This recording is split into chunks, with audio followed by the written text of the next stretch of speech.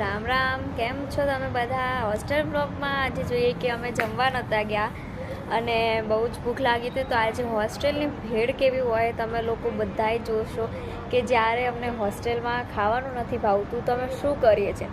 તો આજના આ જ વિડીયોમાં આપણે જોશું કે હોસ્ટેલની ભેળ કેવી હોય છે, હોસ્ટેલમાં કેવી રીતે અમે ભેળ બનાવીએ છીએ. અને તમે પ્લીઝ એ ભેળ ટ્રાય કરજો ઘરે બનાવવાનું, એટલું મસ્ત લાગશે. જ્યારે આપણને ખાવાની ઈચ્છા ના હોય અને કે જલ્દી ખાવું હોય ને તો એ ભેળ બહુ જ મસ્ત છે. જલ્દીથી ટ્રાય કરજો. ચાલો જઈએ કે કઈ રીતે અમે હોસ્ટેલમાં રહીને ભેળ બનાવીએ.